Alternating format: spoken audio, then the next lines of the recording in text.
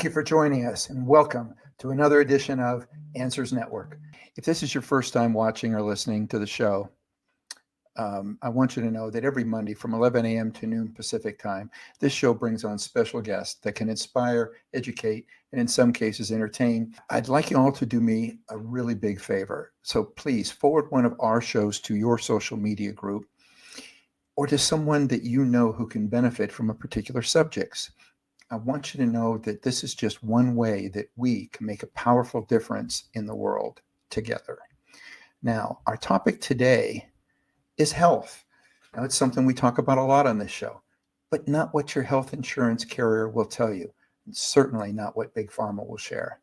So, presenting diagnostic insight, specific homeopathic remedies, and successful case study examples about the profound connection between emotions and their physical manifestations in illness. Our guest, Jerry M. Kantor, is a faculty member of the Ontario College of Homeopathic Medicine and the owner of Vital Force Healthcare, a Boston area homeopathy and acupuncture practice. He's the first acupuncturist to receive an academic appointment at Harvard Medical School's Department of Anesthesiology and the author of The Emotional Roots of Chronic Illness, Sane Asylums, Interpreting Chronic Illness, The Toxic Relationship Cure, and Autism Reversal Toolbox. Jerry, welcome to Answers Network. Thank you very much, Alan. It's a pleasure to be here. Well, it has been my pleasure just reading through your books, learning more about you, learning more about existentialism. So I think to start off with, why don't you share with our audience what that is? The word existentialism has gotten a lot more currency of late. It used to be kind of an egghead term, I suppose, maybe associated with the hipsters of the 1950s and 60s. But now routinely people are saying climate change is an existential issue. Environmental degradation is an existential issue. Proxy wars, which are proliferating all over the world. Right now we're in the middle of one horrendous one in the Middle East. God help us, so it doesn't spread any further. This field of psychology called existential psychology, which works with people therapeutically to overcome their issues from the standpoint of meaning. So it doesn't just mean, oh shit, we're all going to die. That's kind of how it's in the popular media. Right. But in psychological terms, it has to do with the search for meaning. And it came out of World War II, of course, when we realized, my God, we had a Holocaust, 6 million Jews killed, many Romani people. I mean, it's not just horrible things, but intellectually and morally unfathomable. What the hell is going on? What does all this mean? What does my life mean if something like this can happen? So what I've done, this last book I've written, which is called The Emotional Roots of Chronic Illness, Homeopathy for Existential Stress. It's more than stress. It's the deep quandaries of existence that have questions concerning the meaning of life and in various circumstances. And what I've done here is I have to humbly say I've reformulated existential psychology along the lines of homeopathic philosophy and also that of traditional Chinese medicine. And so what I've done, this is kind of a sequel to my very first book, Interpreting Chronic Illness. Mm-hmm. But I've uncovered 5 core existential questions that if you can't resolve them, and by the way, existential questions do not have a logical answer. There's not just an answer to it. You say, okay, now I know that. There's something that the questions which have a deep charge, a tremendous charge, and that can make us sick. Anyway, I've developed or discovered, I think, 5 core existential questions, which are aligned with both the 5 elements of Chinese medicine, the 5 classical miasms of homeopathy, and what I call the 5 senses, and I call this sense-dimensional analysis. So what I've done, and it's the product of quite a bit of work, is to categorize homeopathic remedies as subcategories of these 5 core questions. And basically showing how if these questions have a big charge for us, they render us susceptible to illness. Now, in classical homeopathic terms, the 5 classical miasms are attached to five diseases which have rampaged through the human population over many generations, and those diseases are syphilis, gonorrhea, tuberculosis, cancer, and something that's called psora, P-S-O-R-A, which the founder of homeopathy thought was the original disease, and our attempts to suppress psora, which has to do with itching, a feeling of not being okay in the world, has led to the other miasms. So this is a very big time mind-body book, which shows how, and I can go into what those 5 questions are, I can tell you what they are, how the failure to resolve the charge of those, and we never completely, no one I've ever met is completely free of the charge of those 5 questions. In fact, every time you get sick, we go into one of them again. But I can, if you want, go through what those 5 questions are. Absolutely. You were reading my mind. That was what I was going to ask. Yeah. Okay.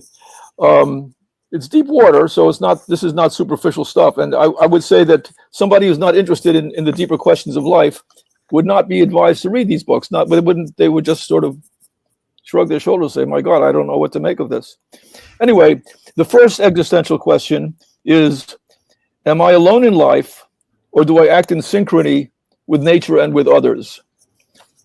And that ties into, believe it or not, if you're not able to resolve that, in my opinion, at a deep level, that renders you susceptible to tuberculosis.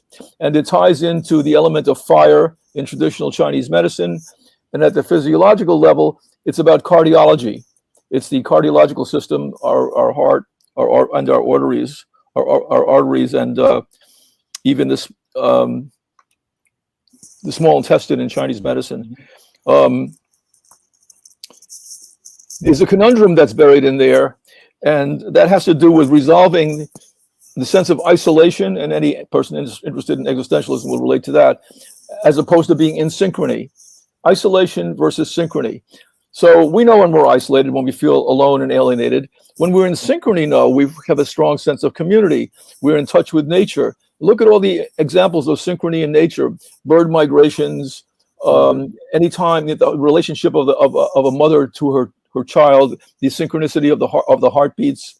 Synchrony is a deep force of nature, and when we're connected with things, and we are healthy when we successfully negotiate that tension between feeling completely alone and feeling in harmony with nature and with others. So that is the first existential question. Before we go into the next one, let's talk about how things have changed today as opposed to in the past, because I think we have many people that are very alone, but yet it'll show that they have 5,000 Facebook friends. That type of togetherness is not what we're talking about here. What you're talking about, we're talking about real connections with people. Yeah. So, share a little bit so that the people out there that are getting more into this electronic world are understanding that going out and getting another 1,000 Instagram friends or something is not going to solve some form of illness that you're having because you're feeling lonely. Yeah, isn't that sad?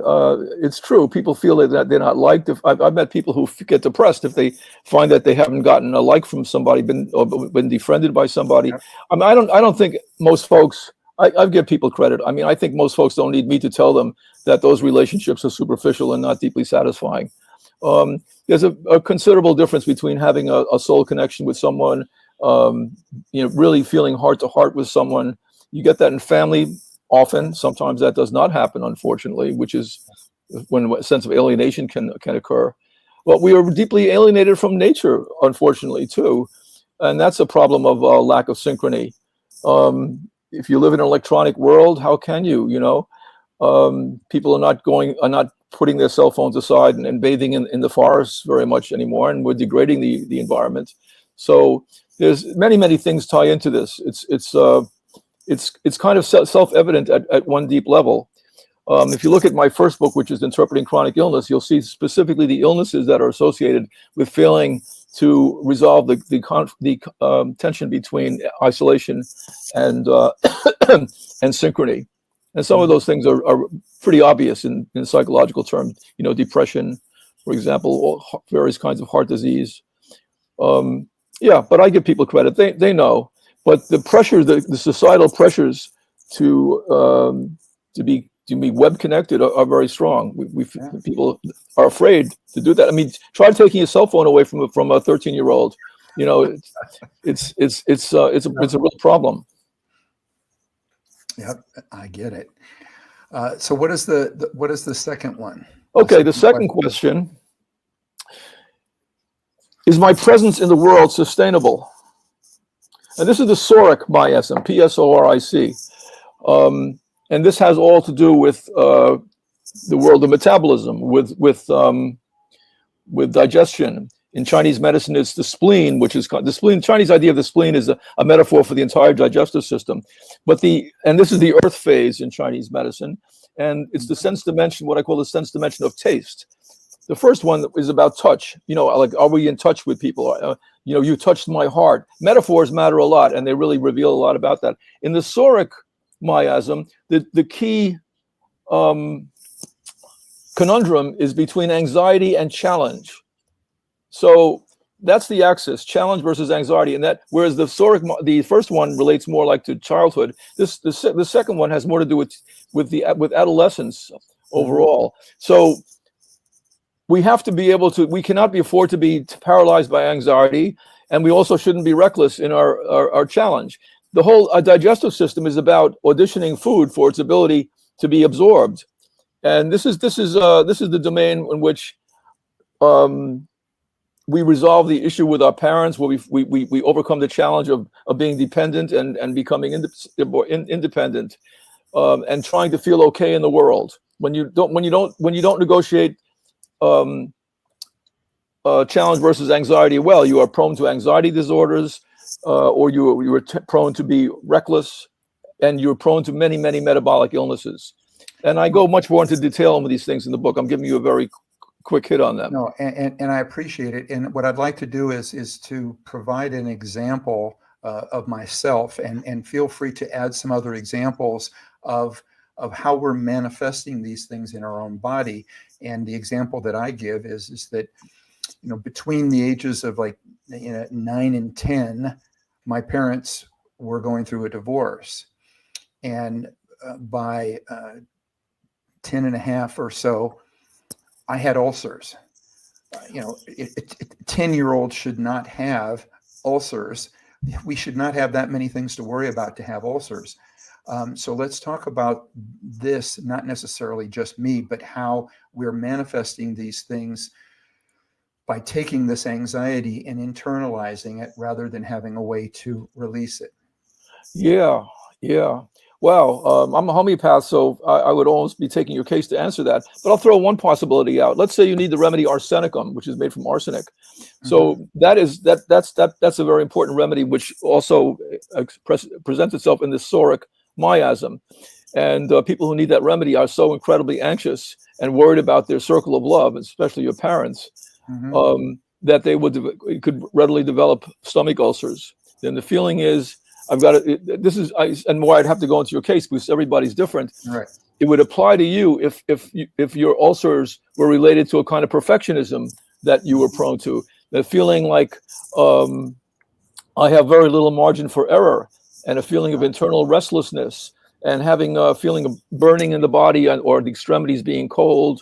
But the feeling in arsenicum is there's not much time. Something has really upset my apple cart, and I have not, at this level, resolved my anxiety versus challenge. And I'm just tremendously anxious. Any mistake is going to result in the breakage of my circle of love. I'm very worried about my parents. There are other remedies in the psoric miasm. There are other remedies for ulcers, which I would talk about if I knew you better. If I was taking your case, but that's an example of it. A better example of a psoric remedy that I could mention, because it's so universal, is the remedy Lycopodium clavatum. That's what we're talking about. That's all about insecurity. So again, that's a perfect example of anxiety versus challenge. People who need that remedy are very easily intimidated. They feel that interactions have a winner and a loser. They always feel someone's better than them, or they're not ready for something. It pertains to appetite disorders. And here's the existentially interesting thing about lycopodium. It's made from a little moss that grows about 3 inches high.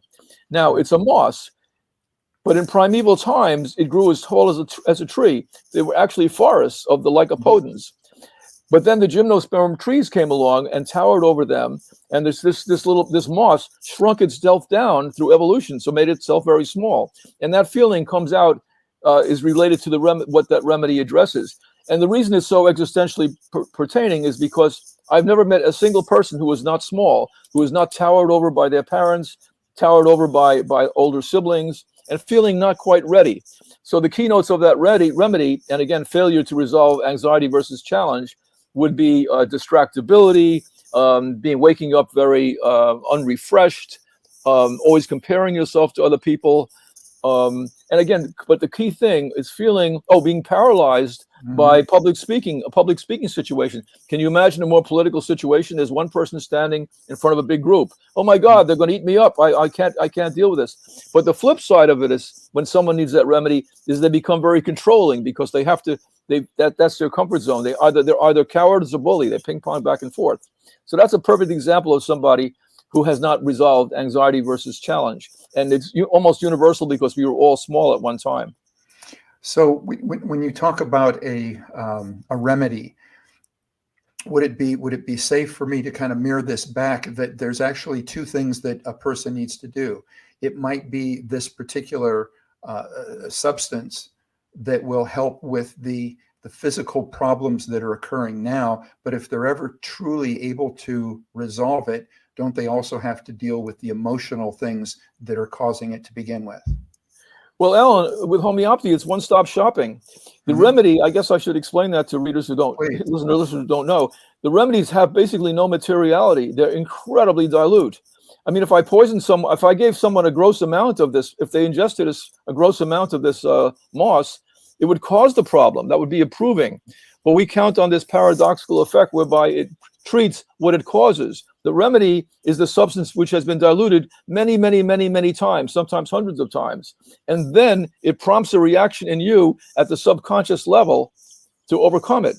So this is not nutritional supplementation, and this is not therapy. I often share the theme of the remedy with my clients, but I do not have the faith, although sometimes it happens, that my words alone will free them from the problem. But the remedy works magically. It's like a bomb placed deep in the subconscious that when it goes off, changes the environment. The dust settles and the air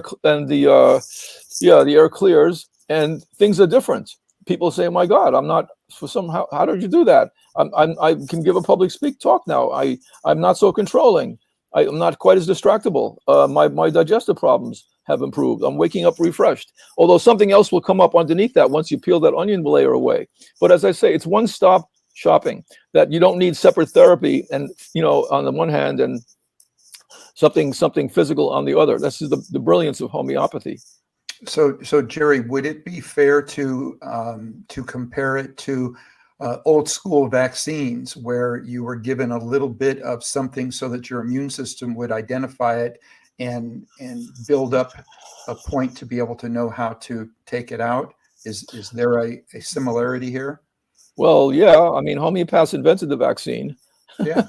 They did the first version of it. But the difference is there are some substantial differences. First of all, in the modern world with vaccines, you're getting much too much of something, and it's one size fits all. In homeopathy, we're very careful to give exactly the right remedy to somebody, and in a very tiny, tiny, tiny amount. But the original vaccines, in the Edward Jenner, Samuel Hahnemann, the founder of homeopathy, were around at the same time, and this idea permeated everything. The first vaccines were much more homeopathic. They didn't contain antibiotics and adjuvants, but the idea of inoculating someone, giving them a small dose of something so they wouldn't get the more serious thing, that is profoundly homeopathic. And homeopaths basically paved, they're the pioneers of this altogether. But in the modern world, where we're throwing antibiotic vaccines at people in these gross amounts with all these substances in them, that's a very different thing. But yes, but the original idea is pretty much the same. Use a tiny amount on a preventive basis. Although with where I practice homeopathy, the existential picture, the mental emotional picture is much more developed, and we can deal with problems at many levels. So, what are some other examples of existentially induced illnesses that are growing in our society right now? Whoa, good Lord, I don't even know where to start.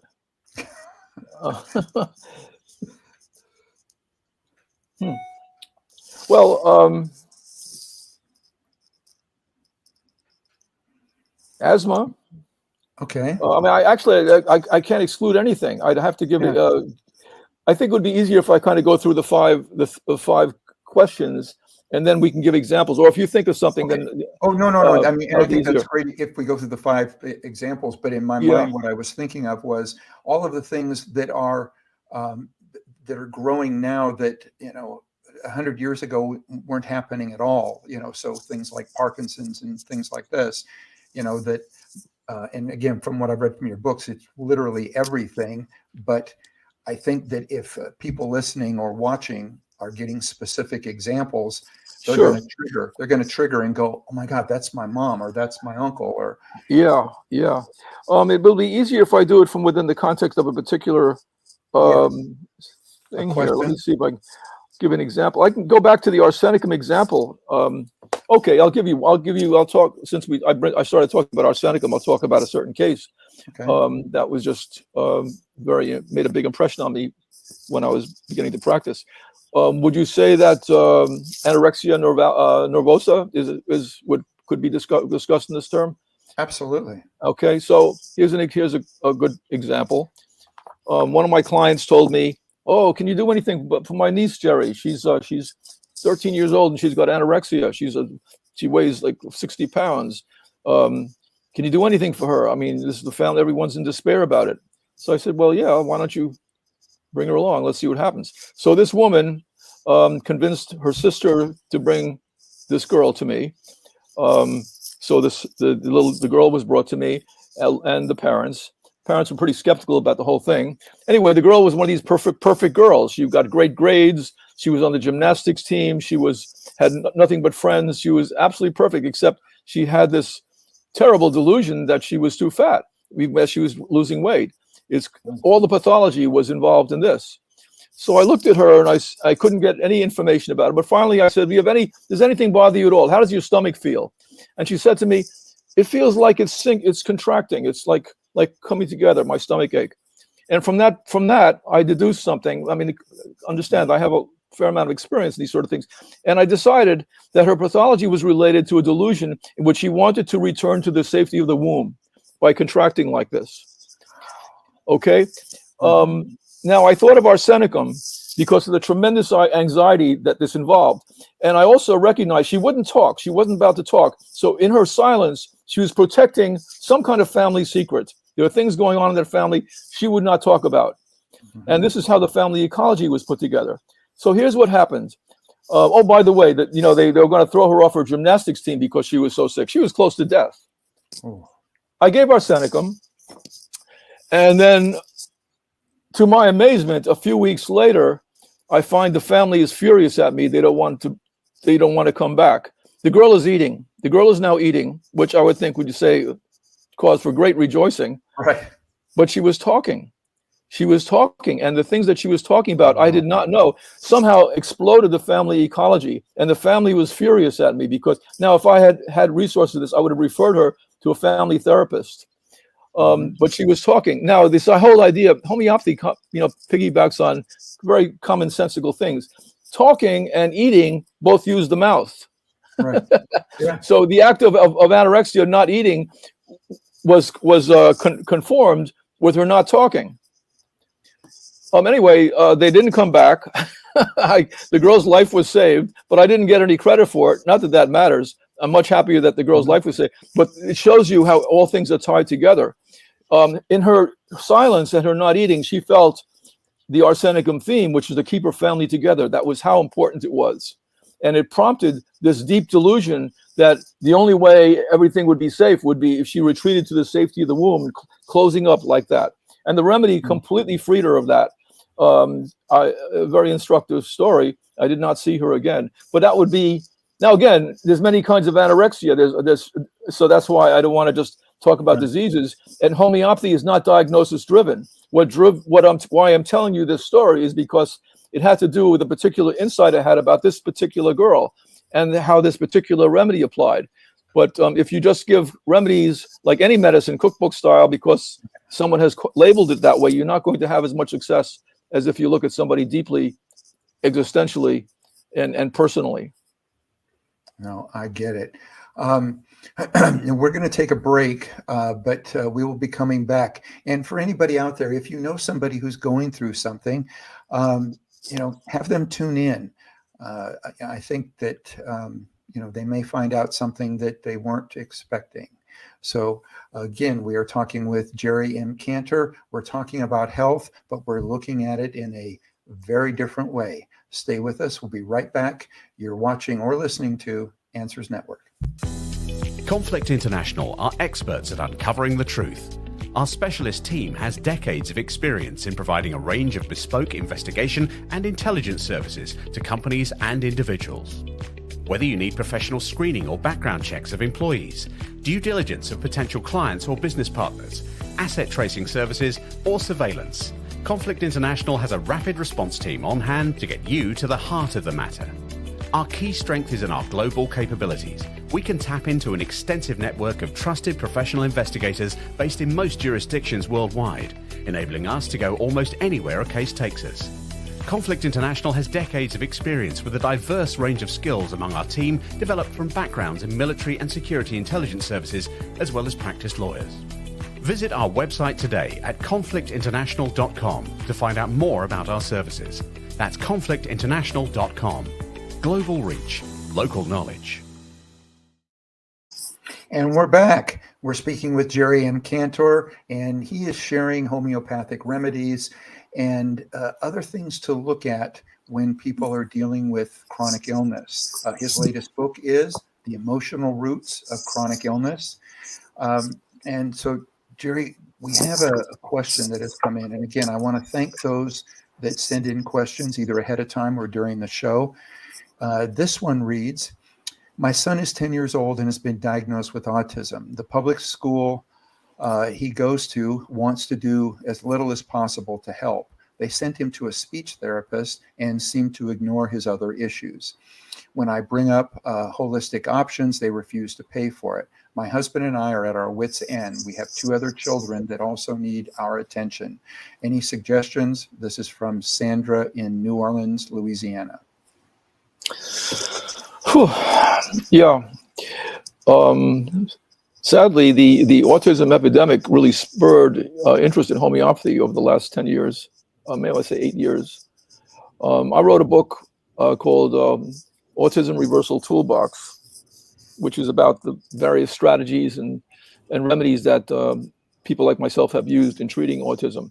And we have some success with it, working both conventionally and also making remedies from substances that we think are the smoking gun.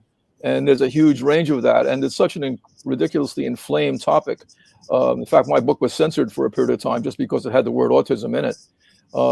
We are not living in a particularly free time at this moment. And because of the prominence of that epidemic, it came out of nowhere seemingly. And the stakes involved, because it's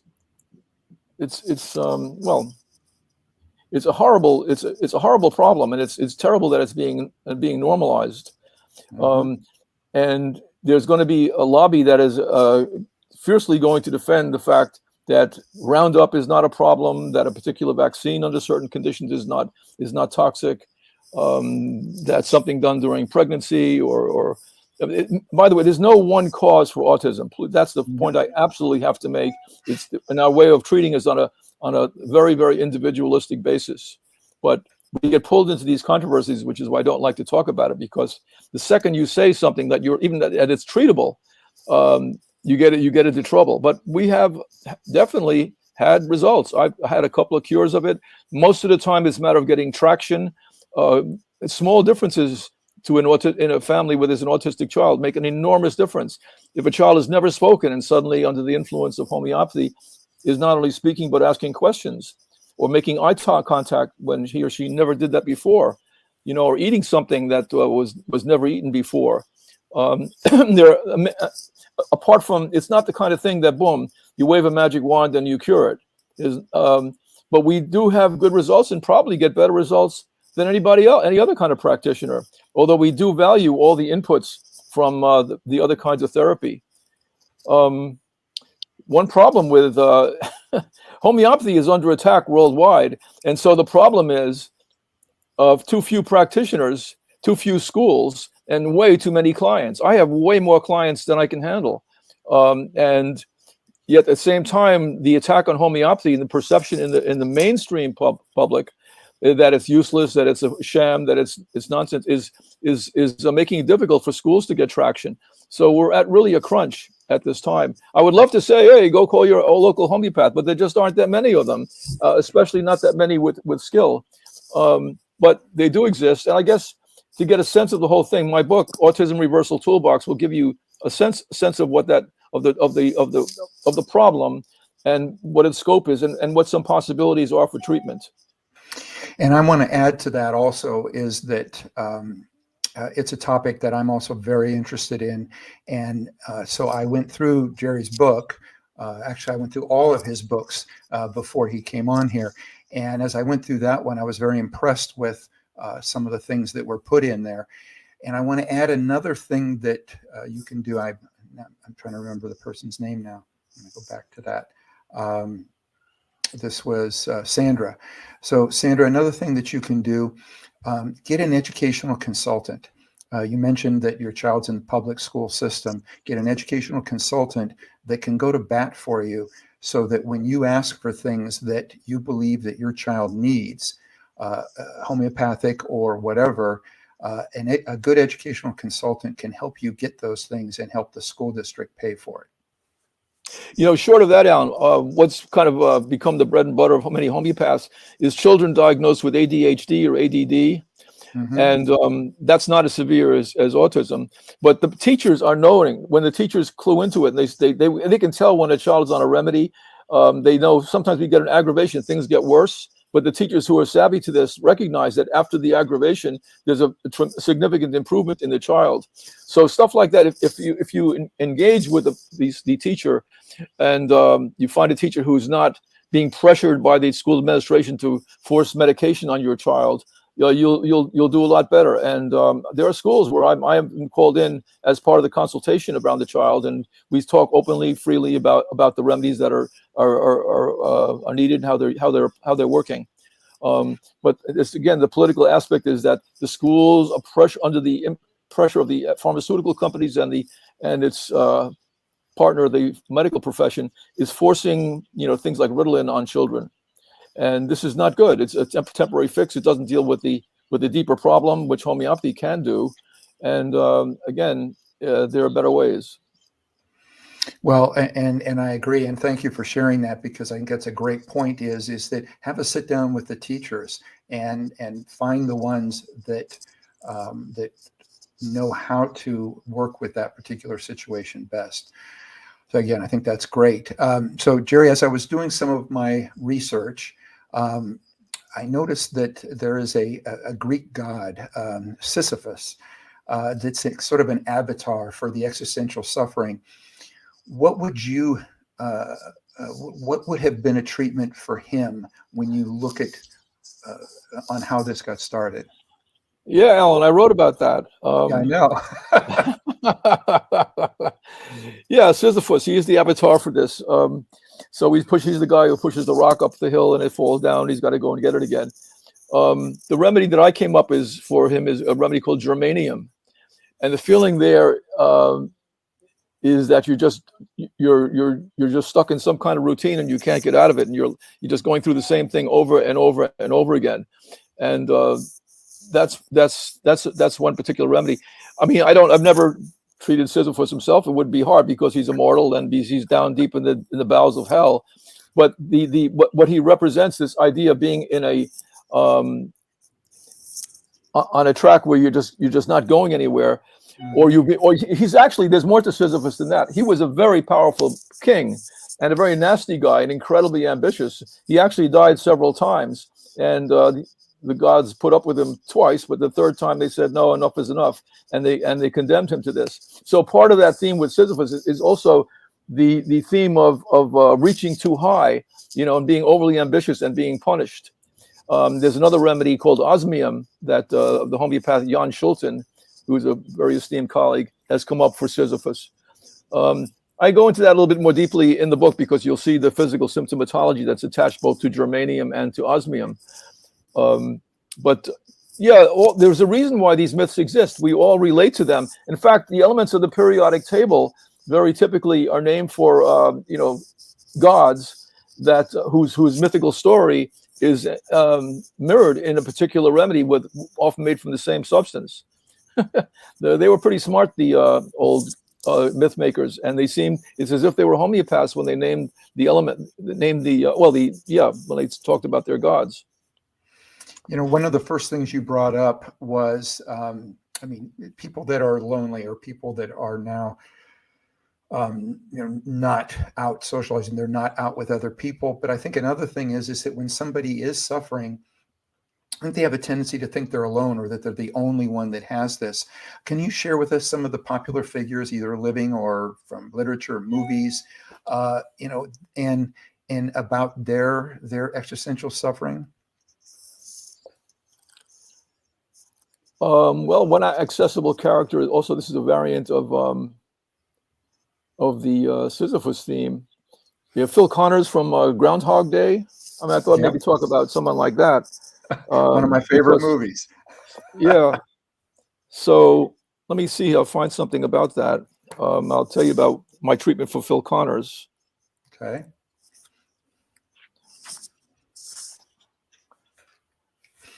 So while he's doing that, if you get a chance, everybody out there, to watch Groundhog Day, it's a great Saturday afternoon.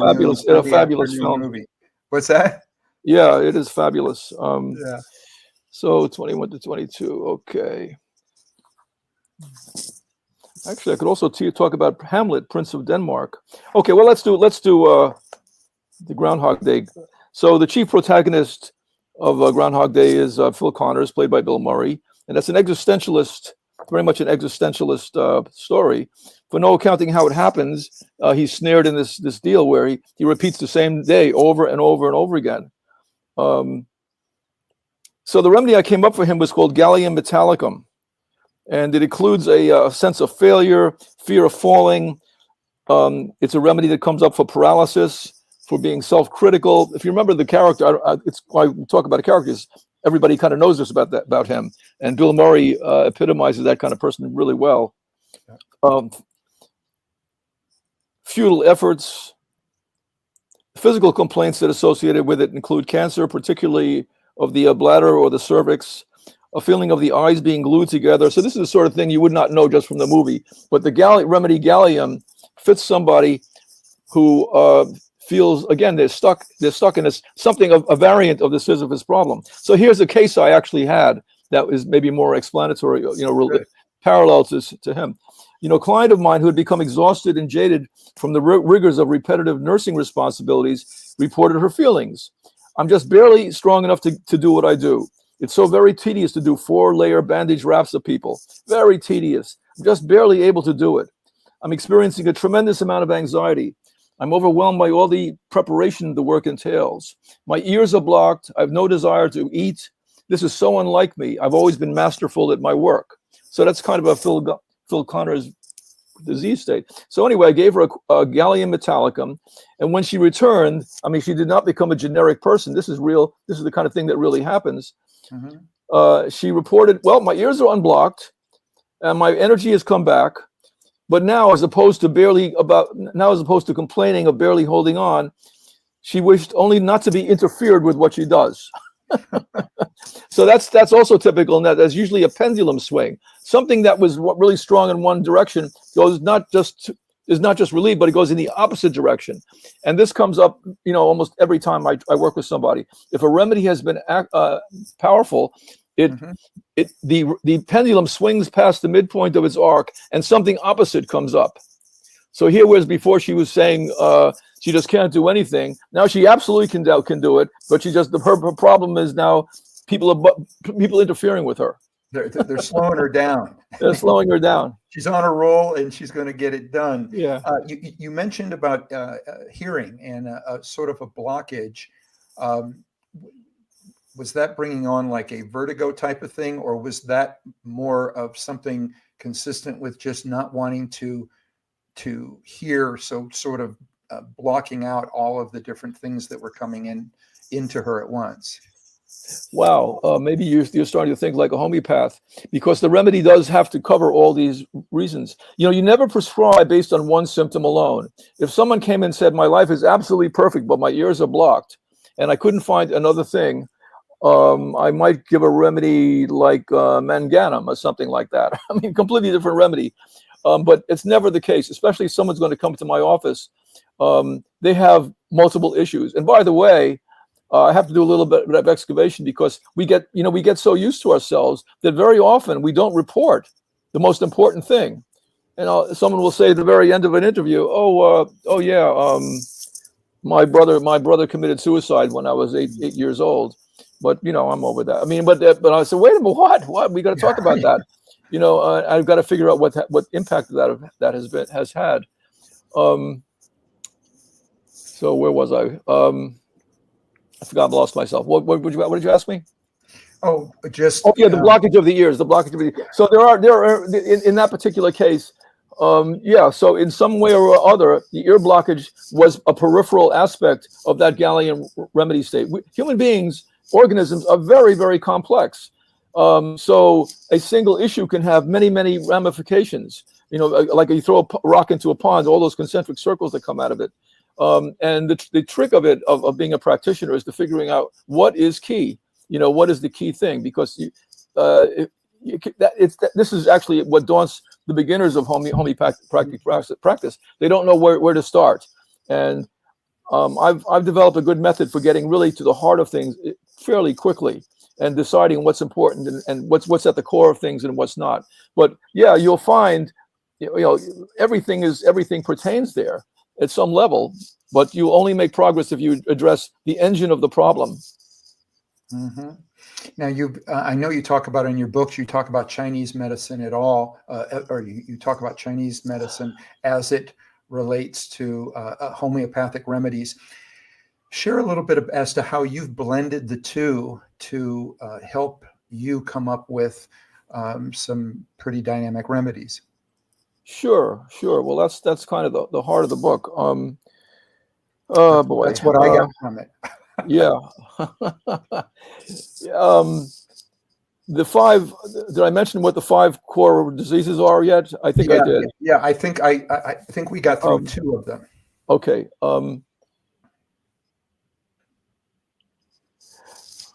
Well, okay. Let me do the third one, which is psychosis, which is the existential question is, am I oriented in time and space?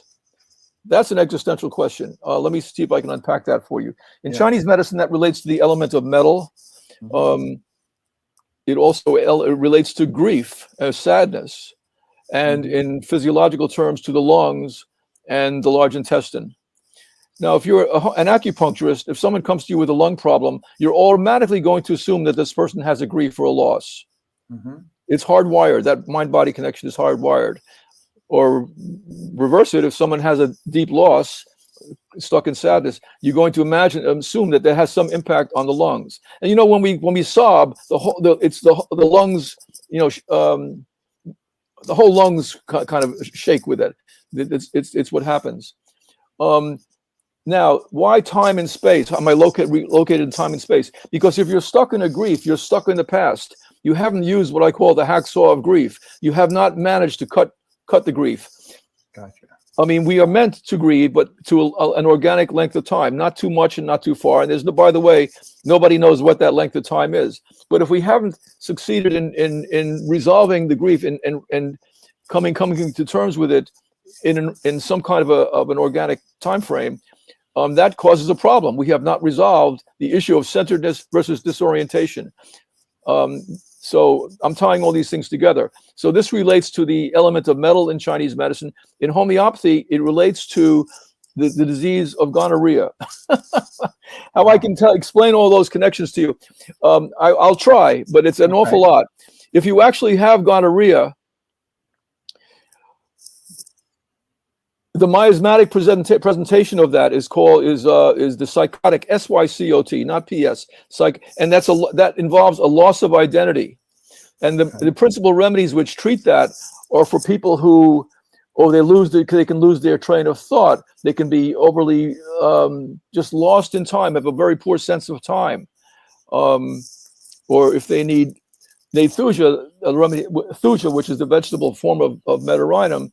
They have a terrible, terrible self-esteem, and they're chameleons. They have no sense. They have no sense of self. They try to blend in everywhere, and they have all kinds of skin problems. The skin, by the way, is also in Chinese medicine associated with the lungs and the large intestine. It's something that I have to teach you. It's not automatically understood in Western culture. But anyway, so the issue there is centeredness versus disorientation. Another remedy that's involved in that miasm is alumina, which can have a loss of sense of smell. When I figured all these things out, I kind of realized that disorientation and the sense of smell are connected. And quite a while before, it was found that loss of sense of smell was a precedent of Alzheimer's disease. I figured it out sort of philosophically. So this is the sense dimension of smell, and smell, as you know, it completely breaks down time. If you smell a certain cigar, instantly you're back in time when your favorite uncle smoked that particular cigar. So all these things are part of what I call the sense dimension of smell. They involve the quandary, the dichotomy between centeredness, being centered, which involves breathing, right? Controlling your breathing, and the opposite is being disoriented. It's a lot to absorb, but yeah. I'm trying to answer your question here. Well, and I appreciate it. I'm looking up. We've got about 2 minutes, but so when you put it together with Alzheimer's, I'm thinking that, as you're saying, losing the sense of smell, that's one of the things that associates with memory. So is that an indicator that we're starting to lose parts of our memory, and that would be one of the triggers? Yes, that's right. It's either a promoter or a reflection of the problem. Yeah, and the word disorientation. Yeah, I mean, in Alzheimer's disease, I mean, it's a loss of reference. You hear the phone ring, but you no longer know what that means. So the loss of reference, who we are, has a lot to do with what we do. You're doing pretty good here, trying to get all this into like this short interview. But if you read the book, it's quite expanded, and you won't feel quite so lost in terms of what I'm talking about. Yeah, and Jerry, first of all, I want to thank you for not only coming on here, but allowing me to, as you said, pack as much as we can in here. I always look at every interview as how can we be value added to the viewers and the listeners, and the more that I was learning about you, and as I was pulling up your books, I kept getting more and more questions and more thoughts, and you've just been wonderful. In fact, I'd love to have you back again. In fact, real quick, what's next? Do you have another book coming out? I have ideas for books, but okay. This one has pretty much all my best ideas. By the way, I'll just tell you quickly the last two existential questions. Please. So the fourth one is, can the boundary between life and death be abided? So this deals with two sides of life, death and life. It's pretty deep stuff. And the final one is, has the insurrection of my birth been profitable? So we all have this life, and the world's going on pretty well, and then we come along, and every birth from this standpoint is an insurrection against the status quo. And Sometimes maybe it's an issue for some people, maybe it's not. Has their life been worthwhile? Some people say, "Oh, I'm just going to, drink Pepsi and watch TV the rest of my life. Everything's cool." For other people, this is an important question. The founder of homeopathy, Samuel Hahnemann, has a magnificent memorial in Washington D.C., and on it in Latin it says, "My life was not in vain." It really mattered to him, and he carried out this enormous insurrection against the medical status quo. So all these questions pertain to people at various times in their life. No one is free of any of them or the charge of any of them. And usually it's at some point in life, one of those really rears its head. And if you don't resolve it, you're prone to get various kinds of illnesses. And that's what this book is about. All right. His latest book is The Emotional Roots of Chronic Illness. But again, I suggest that you Google Jerry M. Kantor, and you will be able to see a variety of different books. And we will have these listed on our site. So if you go to answers.network, we'll make sure that we have listed everything for you. So if you're driving out there, don't feel like you have to write something down. Just know that there's a lot of good information for you. And again, that's Jerry M. Kantor. And Jerry, what's the best website or the best way to be in contact? Rightwhalepress.com is one. That's my publishing warehouse. But if you just simply Google Sane Asylums, the success of homeopathy before psychiatry lost its mind, you go to the Simon & Schuster website or my Amazon page, you'll be clued into all the other connections. That's great. But this is about existentialism, this new book. All right. Homeopathy for existential stress. Again, thank you so much. And please, when you have something else come out, let us know. I would love to have you back on. I wish we had another hour. Thank you very much, Alan. You're a terrific interviewer, and I enjoyed this very much. Thanks, Jerry. Take care. For everybody out there, be with us. Not just next week. I was going to say be with us next week, but, just go to our website. Check out some of the archives of some of our past shows, or just subscribe to the show. You can do it through Apple Podcast, iHeartRadio, Spotify, SoundCloud, YouTube, Rumble, Spreaker, and so many other popular podcasts. If you like what you hear, leave a review. It allows us to reach more people. It allows people to quickly look and see if it's something that they want to check out. And the next time you're on Instagram, Facebook, or X, please remember, stop by our page, check out some of our latest posts. If you like them, please like us and spread the word. So for everybody, be good human beings and be with us again next week on Answers Network.